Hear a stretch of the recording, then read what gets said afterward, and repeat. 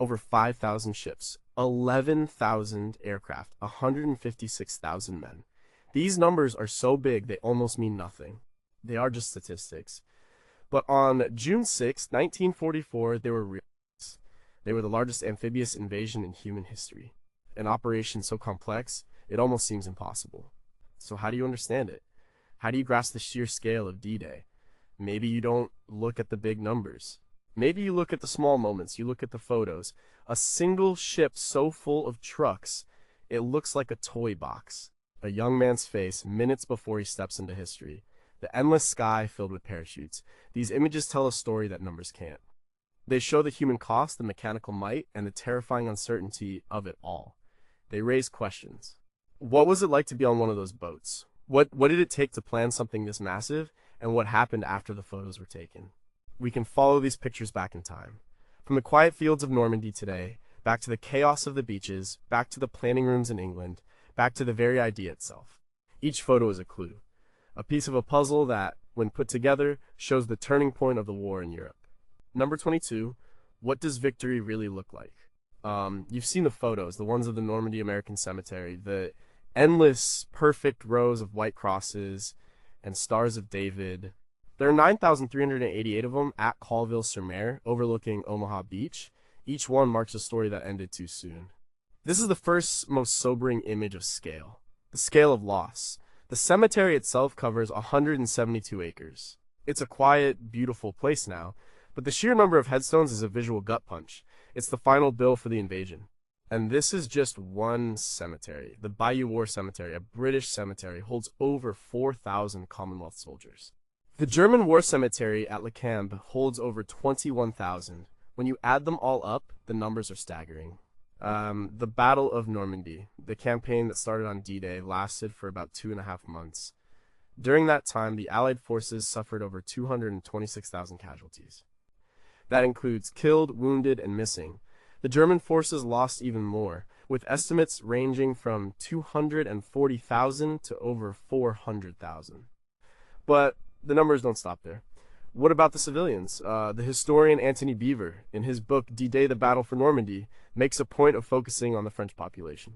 Allied bombing, meant to disrupt German reinforcements and communication, was devastating. The city of Caen was almost completely destroyed. By the end of the campaign, around 20,000 French civilians were dead, their homes were rubble, their lives were shattered. They were liberated, but at a terrible price. The scale of D-Day isn't just about the invasion force. It's also about the wreckage left behind, the physical and human cost. The work of the Graves Registration Command units after the battle was a monumental task. They had to identify and bury the dead, often under horrific conditions. Their records are a testament to the brutal reality that followed the initial landing.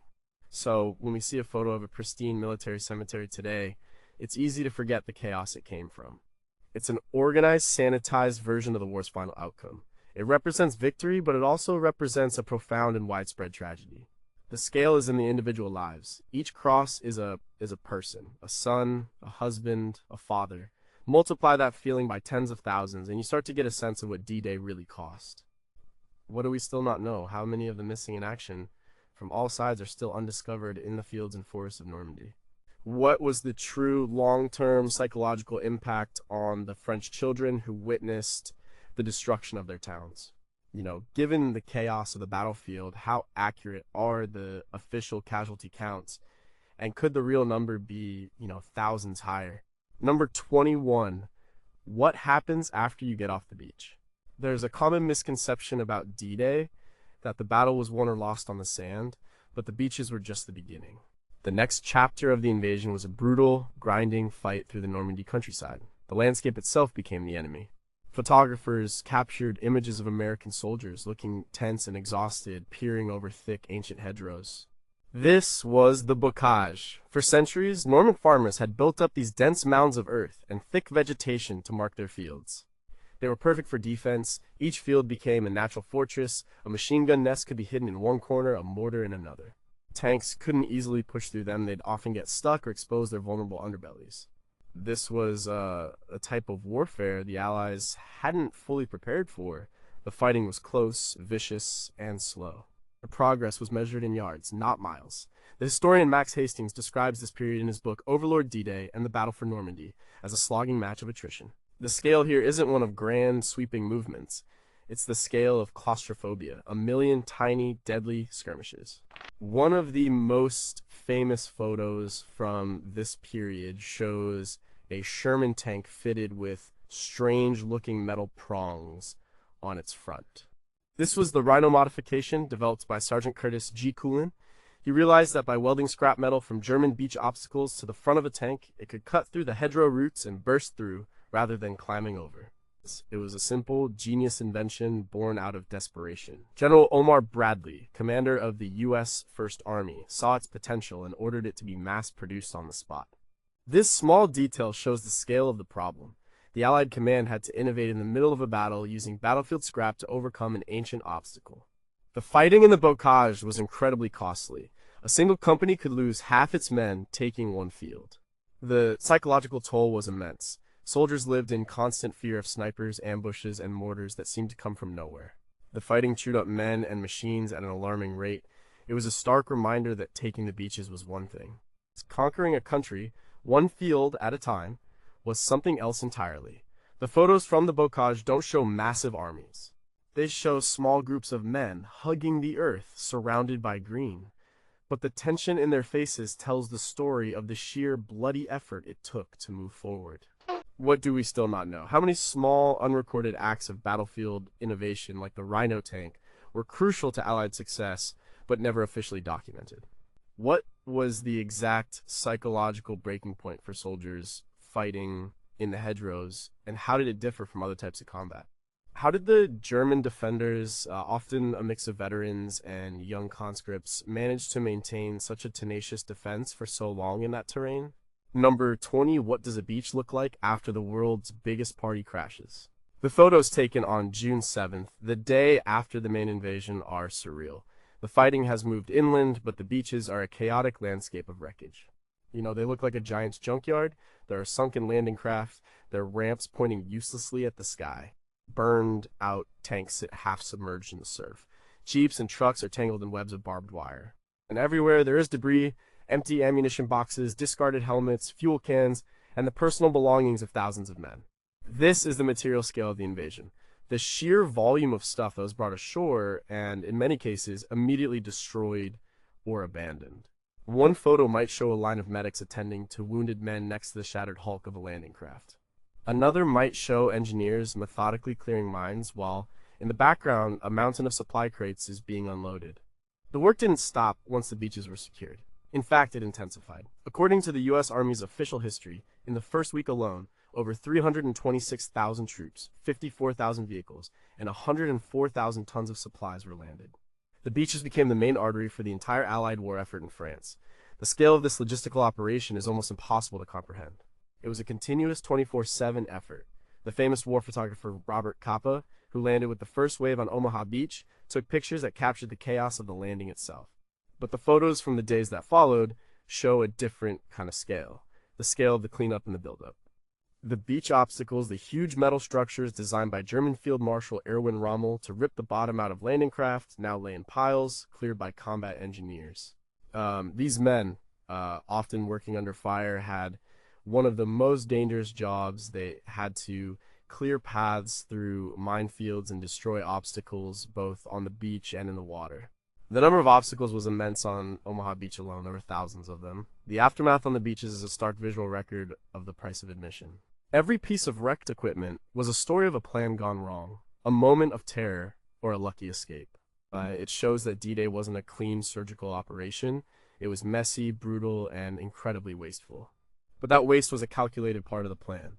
The Allies knew they would lose a huge amount of material. They just had to bring more than the defenders could destroy. What do we still not know? How much Allied equipment, from tanks to personal weapons, still lies buried under the sands of the Normandy beaches? What was the full environmental impact of so much wreckage, oil, and ammunition being left in the coastal waters? How many personal artifacts of soldiers were lost on the beaches, and what stories could they tell if they were ever found? Number 19, did the invasion really come from the sea? In many of the most dramatic photos of D-Day, the action isn't on the water, it's in the sky. Images of hundreds, even thousands of parachutes blossoming against the dawn sky are a powerful symbol of the invasion's scale. The seaborne invasion was only part of the plan. A massive airborne assault happened first. In the dark, early hours of June 6th, over 13,000 American paratroopers from the 82nd and 101st Airborne Divisions and over 5,000 British paratroopers from the 6th Airborne Division dropped behind enemy lines. Their job was to seize key objectives, bridges, crossroads, and causeways. This would prevent German reinforcements from reaching the beaches. Another 4,000 men came in on gliders. These were essentially engineless planes towed across the channel and then released to glide silently to their landing zones. Photos of the gliders are particularly haunting. Many are crashed in fields, their wooden frames shattered, looking like broken kites. The gliders were incredibly dangerous. They were difficult to land, especially at night, and offered little protection to the men inside. The casualty rates for the glider troops were appallingly high. The story of the capture of the Pegasus Bridge by British airborne troops under Major John Howard is a legendary example of their mission. They landed in gliders with pinpoint accuracy right next to the bridge and captured it in a swift, daring assault. This single action secured the eastern flank of the invasion. The American paratroopers had a much more scattered and chaotic experience. High winds and anti-aircraft fire spread them all over the Cotentin Peninsula. Many were dropped far from their intended drop zones. The book Band of Brothers by Stephen Ambrose famously chronicles the experiences of Easy Company of the 101st Airborne. Their story shows how these scattered groups of men had to improvise, form small units, and still manage to accomplish their missions. The scale of the airborne operation was immense. It involved thousands of C-47 transport planes. The sky over the English Channel that night would have been a deafening, endless stream of aircraft. For the German soldiers on the ground, the sight of the sky filling with parachutes must have been terrifying. It meant the invasion was coming, not just from the sea, but also from behind them. It was a three-dimensional assault on an unprecedented scale. What do we still not know? What percentage of airborne troops were dropped so far off target that they were never able to rejoin their units and were either captured or killed alone? How many gliders remain undiscovered in the dense woods and marshes of Normandy? What was the true content of the final conversations between pilots and glider crews before the tow ropes were released into the darkness? Number 18. How do you soften up a fortress? Before a single soldier set foot on the beaches, Normandy was subjected to one of the most intense bombardments in history. The photos show the horizon lit up by the flash of massive naval guns. The sea itself seems to be on fire. This was Operation Neptune, the naval component of D-Day. The sheer firepower assembled was incredible. The Allied naval forces included nearly 7,000 vessels of all types. Among them were 6 battleships, 23 cruisers, and over 100 destroyers. Their target was the Atlantic Wall, the system of coastal defenses built by the Germans. Starting at 5:30 a.m. on D-Day, the fleet opened fire. The battleship USS Texas, a veteran of World War I, fired 16-inch shells that weighed as much as a small car. The cruiser HMS Belfast fired so many rounds that its guns were nearly white hot. The goal was to destroy German bunkers, artillery positions, and machine gun nests. In addition to the naval guns, there was a massive aerial bombardment. Over 11,000 aircraft were available to the Allies. In the hours before the landing, heavy bombers like the B-17 Flying Fortress and the Lancaster dropped thousands of tons of bombs on the coastal defenses. The scale of this preliminary attack was meant to completely demoralize and obliterate the defenders. However, it wasn't as effective as planned, especially on Omaha Beach. Due to cloud cover and fear of hitting their own landing craft, many of the bombers dropped their payloads too far inland. The naval bombardment was more accurate, but the German bunkers were incredibly well built. Many survived the shelling. As a result, the American troops landing on Omaha faced a nearly intact defense system. The noise of the bombardment was said to be unimaginable. Soldiers on the landing craft could feel the concussion of the shells hitting the shore. For the German soldiers in the bunkers, it must have been like living through a continuous earthquake. The historian Cornelius Ryan, in his classic book The Longest Day, compiled first-hand accounts from both sides. They paint a picture of utter chaos, terror, and destruction. The pre-invasion bombardment was a critical part of the plan, a demonstration of the industrial might the Allies could bring to bear. It showed that D-Day was not just an infantry battle, it was a symphony of destruction, orchestrated from the sea and the air. What do we still not know? how many unexploded naval shells from the bombardment still lie on the seabed off the Normandy coast? What was the true psychological effect of the bombardment on the German defenders? Did it harden their resolve or shatter their morale? To what extent did the dust and smoke from the bombardment obscure the landing zones and inadvertently contribute to the chaos on the beaches? Number 17, who puts the pieces back together? In the middle of the chaos, a different kind of battle was being fought. Photos from D-Day often show men with red crosses on their helmets moving calmly through the carnage. These were the medics and corpsmen. Their fight was not against the enemy, but against death itself. The scale of the medical challenge on D-Day was overwhelming. On Omaha Beach alone, there were over 2,400 American casualties on the first day. Every one of them needed immediate medical attention. The medics were often among the first to land. They carried medical supplies instead of extra ammunition. Their job was to stabilize the wounded on the beach, a place with no cover and constant enemy fire. They performed triage, deciding who could be saved and who is beyond help. They administered morphine, bandaged wounds, and tried to comfort the dying. The casualty rates for medics were extremely high. They were supposed to be protected by the Geneva Convention, but in the heat of battle, that often meant little. They were unarmed, but they deliberately exposed themselves to fire to reach a wounded soldier. The story of Corporal Waverly B. Woodson, Jr., a medic with the 320th Barrage Balloon Battalion, is an example of this heroism. He was wounded by shrapnel on his landing craft before he even reached Omaha Beach. Despite his injuries, he spent the next 30 hours treating hundreds of wounded men, saving an estimated 200 lives. He set up a makeshift aid station and worked until he collapsed from his own injuries. His action, and the actions of thousands of other medics, show a different kind of scale. The scale of compassion and duty in the face of unimaginable horror. As the beachhead was secured, field hospitals were set up just inland. These were often just tents, but they were a vital link in the chain of evacuation. Wounded soldiers were moved from the beach to these aid stations and then to larger hospitals or back to ships to be evacuated to England. The entire medical system, from the frontline medic to the surgeon on a hospital ship, was a massive logistical operation in itself.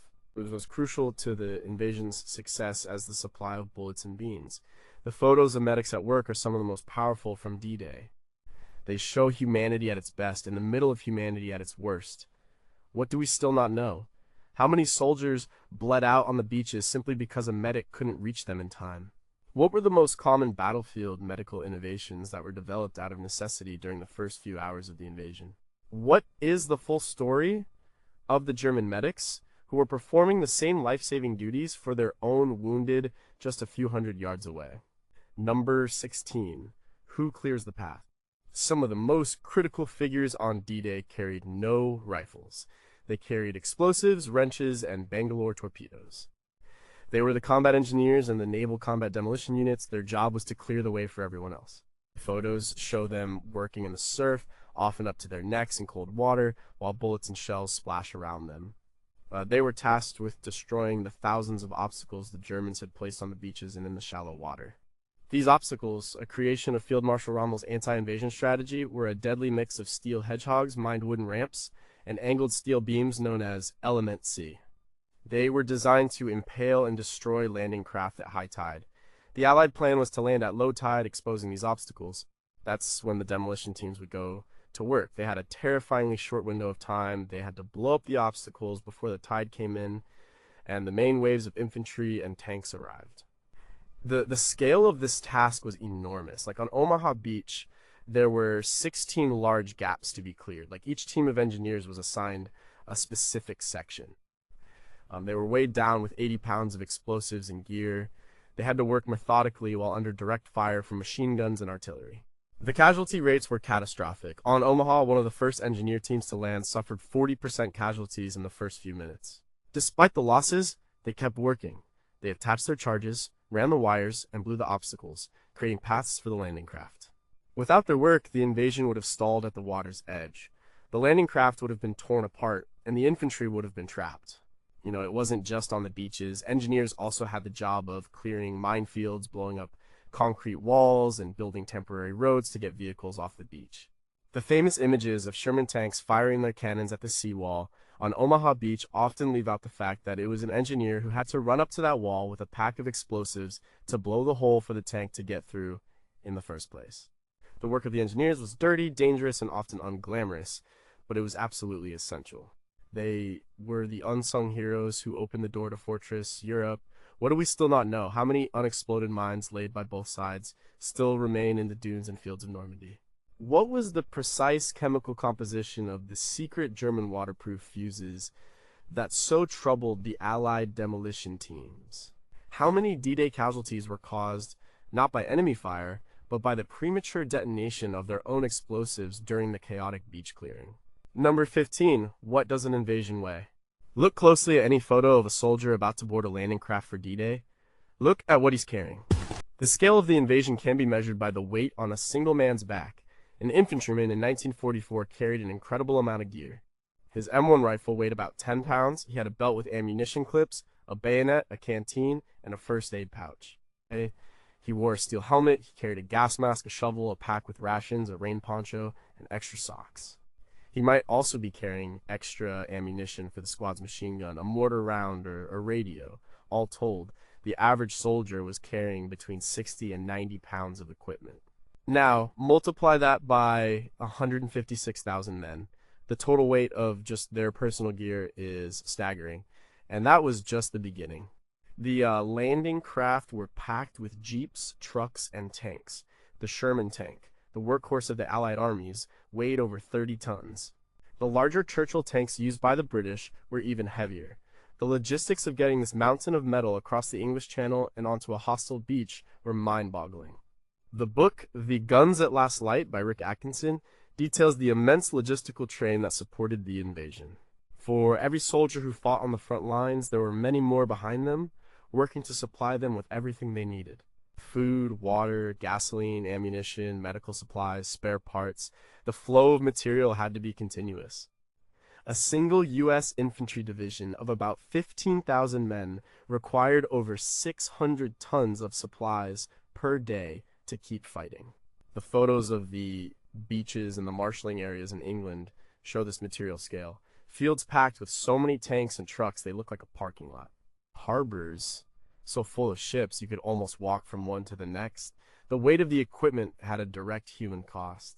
Many soldiers who fell into the water while disembarking from the landing craft drowned, pulled under by the weight of their gear. The famous swimming duplex drive Sherman tanks were designed to be buoyant, but many were launched too far from shore in rough seas and sank, taking their crews with them.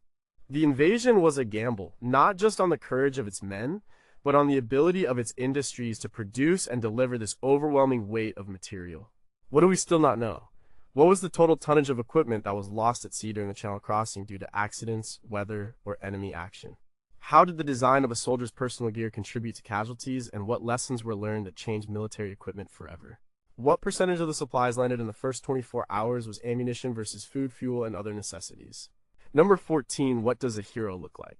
Amid the epic photos of ships and planes, some of the most powerful images of D-Day are the close-ups of individual faces. A young soldier, barely out of his teens, staring into the camera with a mixture of fear and determination. A medic with exhaustion etched into his features. A general like Dwight D. Eisenhower looking strained and heavy with the weight of his decision. These faces remind us that this massive impersonal operation was carried out by individuals. Each one had a story. One of the most famous portraits is of First Sergeant Harry, the horse unconditional, a paratrooper with the 101st Airborne. The photo shows him with his face painted for combat, a look of fierce resolve in his eyes. He embodies the warrior spirit of the airborne troops. But behind the warrior was a man. These individual stories are what make the scale of D-Day understandable.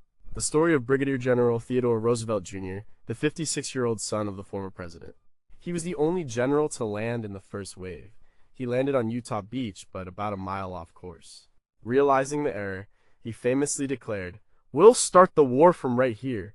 His calm leadership on the beach, redirecting troops and personally leading them inland, was crucial to the success at Utah.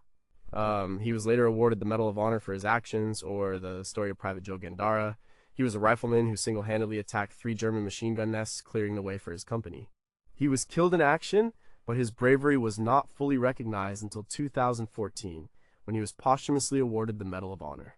The scale of D-Day is the sum of millions of individual acts of courage, fear, and sacrifice. The official histories, like the U.S. Army's Green Book series, provide the broad strokes, but it's the personal diaries, letters, and oral histories collected by historians like Stephen Ambrose that bring the event to life.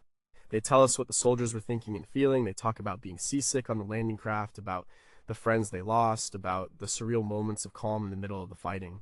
When you look at a photo of 1,000 men on a transport ship, it's an abstraction.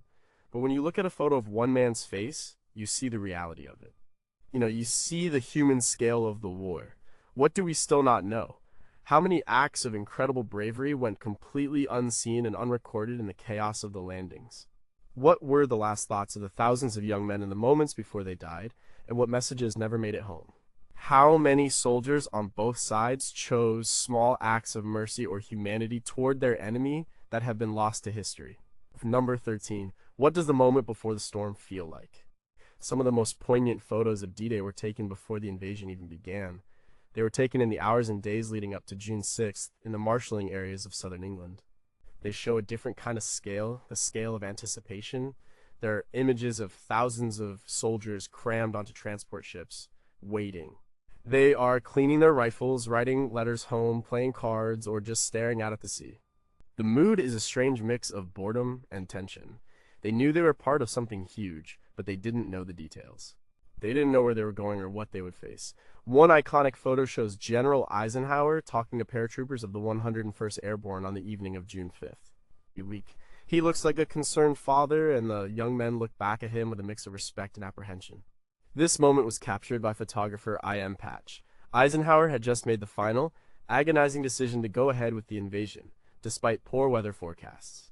The weight of that decision is visible on his face.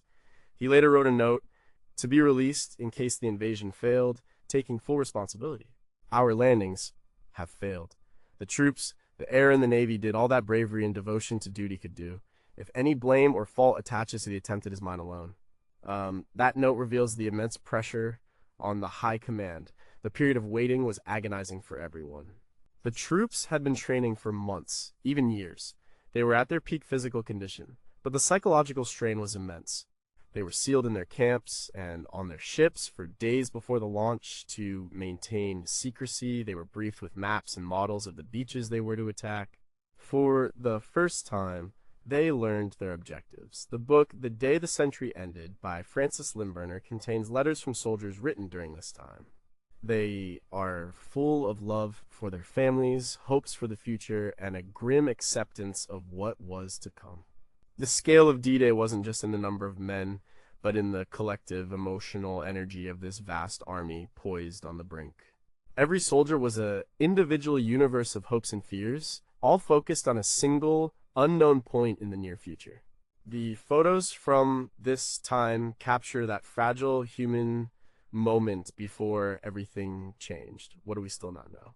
The thousands of letters written by soldiers that were censored or never delivered.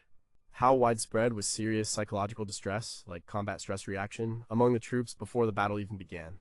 What were the last-minute intelligence reports that Eisenhower received that helped him make the final go decision? Number 12. Could rain have stopped the war?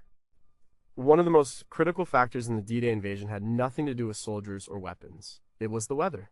The entire operation, with its thousands of ships and planes, was utterly dependent on a small window of favorable conditions.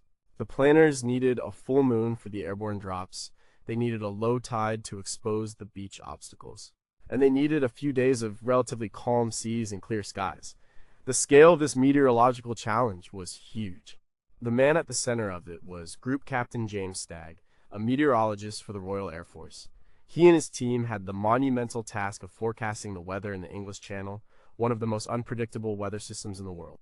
The original date for the invasion was June 5th, but on June 4th, a massive storm was brewing. The wind was howling and the seas were rough. Landing craft would be swamped. Bombers wouldn't be able to see their targets. Stagg advised Eisenhower to postpone. It was a gut-wrenching decision. The troops were already on their ships, ready to go. Postponing meant a huge risk to secrecy and a blow to morale.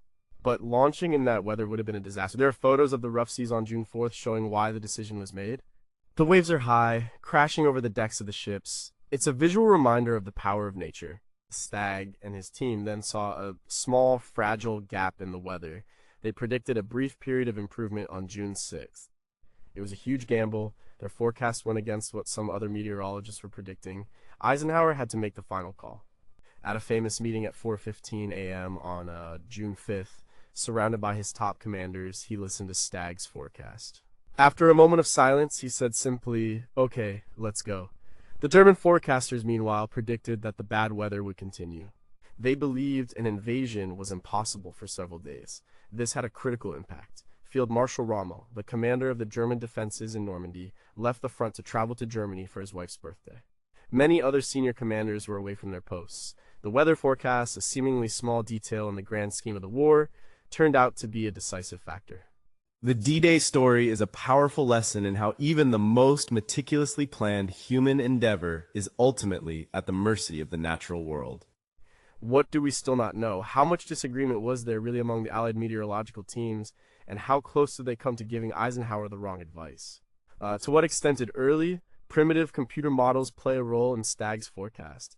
If the invasion had been postponed for 2 weeks until the next favorable moon and tide, would the Germans have discovered the plan? Number 11. How do you hide the biggest army in the world? The D-Day invasion force was the largest in history, so how did the Allies keep it a secret from the Germans? They didn't. Instead, they tricked them. They made the Germans think the invasion was going to happen somewhere else. This was Operation Fortitude, one of the most elaborate and successful deception campaigns ever conceived. The scale of the deception was incredible. The Allies created a completely fake army, the first U.S. Army Group, FUSAG. This phantom army was supposedly based in Kent, across the narrowest part of the English Channel from Pas de Calais. It was commanded by the famous and feared General George S. Patton. To make FUSAG seem real, the Allies engaged in a massive campaign of trickery. They built hundreds of inflatable rubber tanks and trucks. From the air, they looked real. Photos of these dummy vehicles are almost comical. They show a few men easily lifting a tank. They built fake landing craft out of wood and canvas. They created fake military bases with empty tents and fake railroad lines. They even generated a huge amount of fake radio traffic, mimicking the communications of a real army preparing to invade. The deception was supported by a network of double agents. The most famous was a Spanish agent codenamed Garbo, who was controlled by British intelligence. He fed the Germans a constant stream of convincing but false information about FUSAG's strength and plans. The Germans completely fell for it. They believed that the main Allied invasion would come at Pas de Calais. They kept their most powerful armored divisions, the Panzer divisions, in that area, waiting for an attack that would never come. Even after the Normandy landings began on June 6th, the German high command was convinced it was just a diversion. They held their best troops back for weeks, waiting for the real invasion at Calais. This was absolutely critical to the success of D-Day. It gave the Allies time to establish a secure beachhead in Normandy before the Germans could bring their full strength to bear. The book Ubblecross, The True Story of the D-Day Spies by Ben McIntyre tells the thrilling story of this network of agents. Operation Fortitude was a war of the mind, fought with lies and illusion. It showed that the scale of a military operation isn't just measured in men and machines, but also in the cleverness of its ideas. What do we still not know? How many other smaller deception plans were running at the same time as Fortitude, and what were their targets? Was there anyone in the German high command who suspected the truth, but was ignored or silenced? How did the ordinary British civilians who were asked to build the fake equipment maintain such a high level of secrecy? Number 10. How do you build a harbor in the middle of a war? One of the biggest problems for the D-Day planners was supply. Once the army was ashore, it would need a constant flow of food, fuel, and ammunition. But major ports like Cherbourg and Le Havre were heavily defended and would take weeks or months to capture. The solution was one of the most audacious engineering feats of the war. They would bring their own harbors with them. These were the Mulberry Harbor's massive, prefabricated artificial ports. The scale of this project was mind-boggling. The plan called for building 2 harbors, one for the American beaches Mulberry A and one for the British beaches Mulberry B. The components were built in secret all over Britain. They included huge concrete caissons called phoenixes, some as tall as a six-story building. These would be towed across the channel and then sunk in place to create a breakwater. There were floating roadways, codenamed whales, that would connect the shore to the pierheads. The total amount of concrete used was over a million tons. The project was the brainchild of people like Professor J.D. Bernal and Commodore John Hughes Hallett. It was a massive industrial effort involving thousands of workers. Photos of the giant Phoenix caissons being built along the Thames River look like something out of science fiction. They are colossal, otherworldly structures. After D-Day, these components were towed across the channel in a carefully choreographed sequence. You know, it was like assembling a giant Lego set in the middle of a war zone. The harbors became operational about a week after the invasion. You know, they were immediately put to use, unloading thousands of tons of supplies every day. A severe storm on June 19th destroyed the American Mulberry at Omaha Beach. But the British Mulberry at Arromanches, later nicknamed Port Winston, survived. It proved to be an incredible success. In its first 100 days of operation, it landed over 2.5 million men, 500,000 vehicles, and 4 million tons of supplies. It was the lifeline that sustained the Allied armies as they fought their way through Normandy. Today, the remnants of the Mulberry Harbor are still visible off the coast of Arromanches. They are a silent, rusting monument to the incredible scale of innovation and engineering that made the liberation of Europe possible. What do we still not know? What were the alternative harbor designs that were considered and rejected, and could any of them have been more storm-resistant? How many workers died in accidents during the secret construction of the massive Mulberry components in Britain? To what degree did the Germans understand the purpose of the strange concrete shapes they saw being built in British estuaries via their reconnaissance flights? Number 9. What did the Allies know, and when did they know it? D-Day was not a blind gamble. It was an intelligence-driven operation. The Allies had a massive advantage in information. A key part of this was the breaking of the German Enigma code. At a secret facility called Bletchley Park, a team of brilliant codebreakers, including the famous Alan Turing, worked tirelessly to decipher German military communications. The intelligence they gathered, codenamed Ultra, gave the Allied commanders an unprecedented look into the German war machine. They knew the location and strength of German units, their supply problems, and even what their commanders were thinking. This intelligence was vital for planning D-Day. It allowed the Allies to know exactly what defenses they would face on each beach. They knew the number of German divisions in Normandy, and, just as importantly, where they weren't. This confirmed that the Germans had fallen for the Operation Fortitude deception and were concentrating their forces around Pas-de-Calais. The scale of the Bletchley Park operation was immense. At its peak, nearly 10,000 people worked there. The work was top secret. The people who worked there couldn't even tell their families what they did. Their story was not widely known until decades after the war. The book The Secret Life of Bletchley Park by Sinclair Mackay sheds light on the daily lives of these codebreakers. Intelligence also came from other sources. The French resistance provided a constant stream of information about German troop movements and defenses. Allied reconnaissance planes flew thousands of missions over Normandy, taking detailed photographs of the beaches. These photos were analyzed by experts to create detailed maps of every bunker, machine gun nest, and obstacle. The scale of this photo reconnaissance effort was huge. They produced millions of images. This intelligence allowed the planners to choose the landing sites and to give the troops a clear idea of what to expect. It wasn't perfect. Intelligence failed to predict the presence of an experienced German division near Omaha Beach, which contributed to the high casualties there. But overall, the intelligence advantage was a massive force multiplier. It allowed the Allies to plan with a level of detail and confidence that would have been impossible otherwise. So it was a secret, silent weapon that played a huge role in the D-Day victory. What do we still not know? What specific, crucial pieces of ultra-intelligence that directly influenced D-Day planning are still classified? How many French resistance members were caught and executed while gathering intelligence for the invasion? Were there any Allied intelligence analysts who warned about the stronger-than-expected defenses on Omaha Beach, but whose reports were overlooked? Number 8, how do you practice for the unimaginable? You can't just decide to launch the biggest invasion in history. You have to practice. The months leading up to D-Day were filled with intense and often deadly training exercises.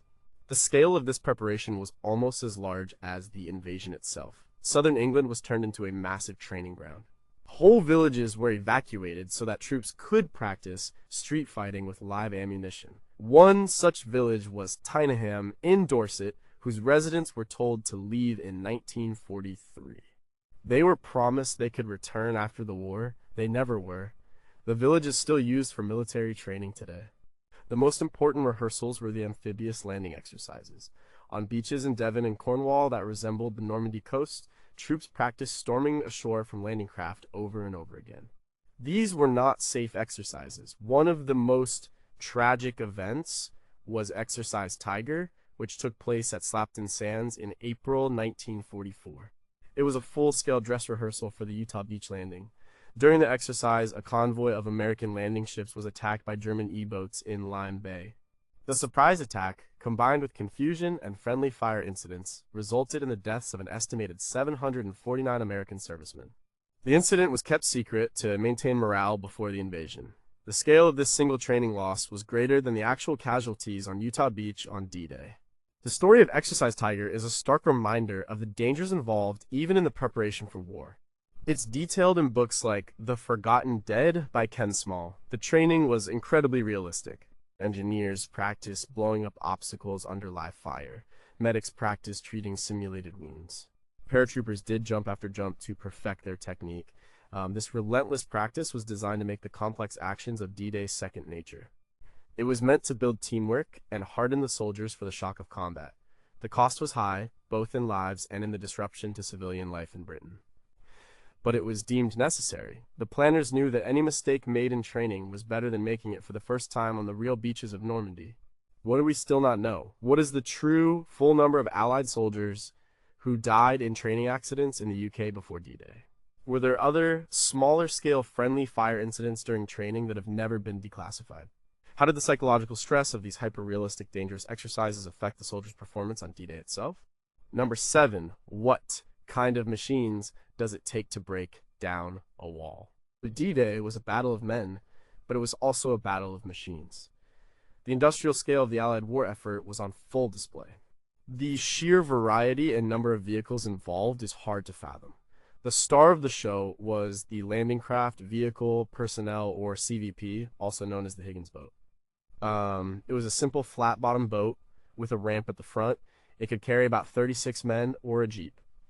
Over 20,000 were built. Dwight D. Eisenhower himself said that its designer, Andrew Higgins, was the man who won the war for us. Photos of D-Day are full of these small boats shuttling men from the large transport ships to the shore. They were the lifeline of the invasion. Then there were the tanks. The American Sherman M4 was the most common. It was reliable and produced in vast numbers. The British had their own specialized tanks, often called Hobart's Funnies, named after their creator, Major General Percy Hobart. These were ingenious modifications of the Churchill and Sherman tanks. There was the Crab, a tank with a giant flail of chains on the front to clear minefields. There was the Crocodile, a flame-throwing tank used to attack bunkers.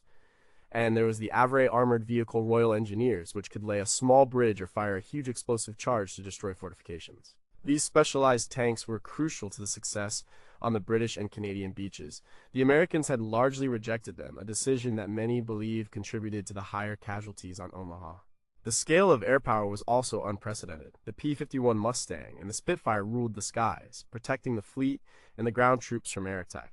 The C-47 Skytrain was the workhorse that carried the paratroopers into battle, and the heavy bombers, the B-17 and the Lancaster, were the sledgehammers used to pound the German defenses. Each of these machines was a product of a massive industrial and scientific effort. They were the tools that made the invasion possible.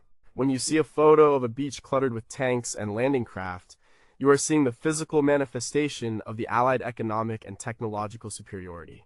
What do we still not know? How many experimental or prototype vehicles were developed for D-Day but were ultimately deemed too risky or unreliable to use? What was the failure rate of key mechanical components, like the ramp on the Higgins boat, under the extreme stress of combat?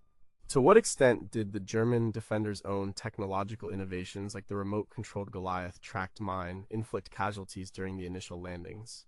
Number 6, who were the architects of the plan? An operation on the scale of D-Day doesn't just happen, it has to be planned. The architects of the invasion were a small group of senior commanders who held the fate of millions in their hands. The man at the top was American General Dwight D. Eisenhower, the Supreme Allied Commander. He was chosen not just for his military skill, but for his diplomatic ability. His greatest talent was managing the huge egos and national rivalries of the other Allied generals. He had to forge a unified team out of strong-willed men like the British General Bernard Montgomery and the American General George S. Patton. Photos of Eisenhower from this period show a man under incredible strain but with a look of calm authority. His chief naval commander was the British Admiral Sir Bertram Ramsay. He had planned the evacuation of Dunkirk in 1940. Now, he was in charge of planning the return. His task was to orchestrate the movement of the nearly 7,000 ships of the invasion fleet, and the chief air commander was British Air Chief Marshal Sir Trafford Leigh-Mallory. He controlled the 11,000 aircraft that would support the invasion. The ground commander was General Montgomery. He was a cautious, meticulous planner who insisted on a larger invasion force than was originally conceived. His plan was for the British and Canadian forces to draw the main German armored reserves to the eastern flank around Caen, allowing the American forces to break out on the western flank.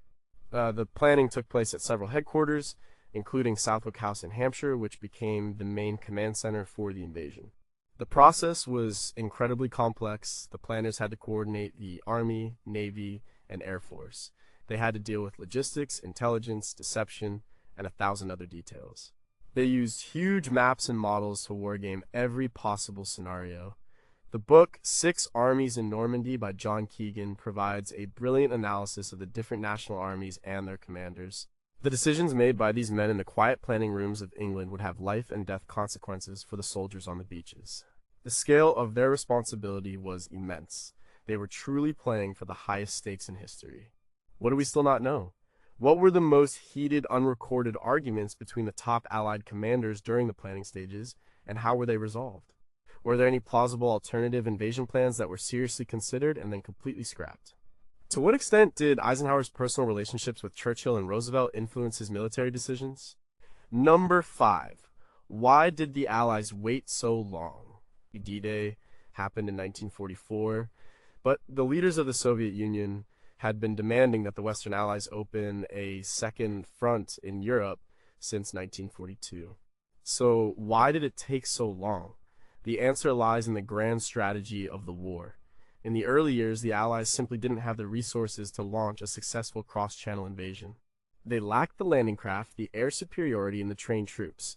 An attempt in 1942 would have been a disaster. Instead, Allied leaders, primarily British Prime Minister Winston Churchill and U.S. President Franklin D. Roosevelt, decided on a different strategy.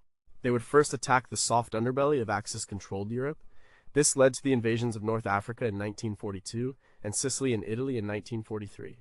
These campaigns were a crucial learning experience. They allowed the Allies to test their amphibious doctrine, improve their inter-service cooperation, and gain valuable combat experience. They also drained German resources away from the Eastern Front. The decision to invade France in 1944 was formally made at the Tehran Conference in late 1943. It was there that Roosevelt, Churchill, and Soviet Premier Joseph Stalin met together for the first time. The scale of this meeting was global. The Big Three, as they were known, were deciding the future of the world. Photos from the conference show the three leaders sitting together, a picture of a powerful but tense alliance. Stalin was adamant that the Second Front be opened in the spring of 1944. Roosevelt agreed. Churchill was more hesitant, still favoring a strategy focused on the Mediterranean. But in the end, the decision was made. The invasion, codenamed Operation Overlord, would be the main Allied effort in 1944. This decision set in motion the final massive buildup of forces in Britain. It was a recognition that, despite the campaigns in Italy and the massive bombing campaign against German cities, the only way to defeat the Third Reich was to meet its main army in a decisive battle on the fields of France. The 2-year delay was not a sign of weakness. It was a period of careful, calculated preparation for the most difficult military operation of the war. What do we still not know? How close did Churchill come to convincing Roosevelt to postpone the cross-channel invasion even further in favor of more operations in the Balkans? What was the true nature of the secret? Back-channel communications between the Western Allies and the Soviet Union regarding the Second Front. If the invasion had been launched in 1943, what are the most realistic estimates of what the casualty rates would have been? Number 4, where did all the stuff come from? The soldiers, tanks, and planes of D-Day didn't appear out of thin air. They were the product of a staggering industrial mobilization, especially in the United States. In the years after entering the war, America transformed itself into what President Roosevelt called the arsenal of democracy. The scale of this production effort was unprecedented in human history. Factories that once made cars were now churning out tanks and airplanes. Shipyards that were quiet during the Depression were now building ships faster than the enemy could sink them. The numbers are almost unbelievable. Between 1942 and 1945, the U.S. produced nearly 300,000 aircraft, 86,000 tanks, and millions of rifles and machine guns. The Liberty ships, simple cargo vessels, were a symbol of this industrial might. Using prefabrication and assembly line techniques, shipyards like those run by Henry J. Kaiser could build a ship in a matter of weeks, sometimes even days. This flood of material was what made D-Day possible. Britain also had a massive industrial effort, but its economy was strained after years of war. It was the combination of British experience and American industrial power that created the overwhelming force of Overlord. Photos from American factories during this time show a different side of the war. They show women, famously personified by Rosie the Riveter, working on bomber assembly lines. They show endless rows of newly built tanks waiting to be shipped overseas. This industrial scale had a profound impact on the war. The German military was known for its high-quality, technologically advanced weapons, like the Tiger tank, but they could not produce them in the same quantities as the Allies produced their Shermans. The war became a battle of attrition, and the Allies had a decisive advantage in material. The book Freedom's Forge by Arthur Herman tells the story of how American industry mobilized for war. It's a reminder that the victory on D-Day wasn't just won by soldiers on the battlefield, it was also won by the millions of men and women who worked in the factories and shipyards thousands of miles away. What do we still not know? How much did wartime production rely on secret, and sometimes ethically questionable, deals with corporations and neutral countries? What was the true extent of industrial espionage by both sides during this period of rapid technological development? What was the long-term health impact on the civilian workers who were exposed to new and often hazardous materials in the war factories? Number 3. Why did it have to happen at all? By 1944, continental Europe was a fortress. From the northern tip of Norway to the border of Spain, the coastline was controlled by the armies of the Third Reich. The situation was grim. The occupying power had been in control of France for 4 years. The resources of the continent were being used to fuel its war machine. On the Eastern Front, the Soviet Union was engaged in a brutal, titanic struggle. The battles of Stalingrad and Kursk had turned the tide, but the cost was immense. Millions had died, and the Soviet army was still 1,000 miles from Berlin. Without a second front in the West, there was a fear that the war could drag on for years, or even end in a bloody stalemate. The strategic bombing campaign against German industry was having an effect, but it was not decisive. It could not, by itself, force a surrender. The historian John C. McManus argues in his books, like the dead and those about to die, that a ground invasion was the only way to come to grips with and destroy the main body of the German army. The scale of the problem was immense. The German military, though stretched thin, was still a formidable fighting force, with experienced veterans and powerful weapons. The Atlantic Wall, while not as complete as propaganda claimed, was still a series of powerful fortifications. The only way to liberate Europe and end the war was to breach that wall. D-Day was not an act of choice. It was an act of necessity. It was the culmination of years of planning and production, all aimed at a single goal: to get a powerful Allied army onto the continent so it could march to Berlin and end the conflict. The stakes could not have been higher. Failure would have been catastrophic. It would have meant the loss of the best trained troops the Allies had. It might have prolonged the war by years, or even led to a negotiated peace that left the existing regime in power. The decision to launch the invasion was a recognition of a hard truth: to win the war, a terrible price in blood would have to be paid. What do we still not know? What were the most realistic what-if scenarios considered by Allied planners if the invasion had failed? Was there any serious consideration given to a primary invasion route through the Balkans, as Churchill sometimes hinted at? How much did the Allies know about the internal power struggles and peace feelers within the German high command before D-Day? Number 2, where did the idea come from? The idea of a cross-channel invasion was not new in 1944. It had been on the minds of Allied planners since the dark days of 1940, after the British Army was evacuated from Dunkirk.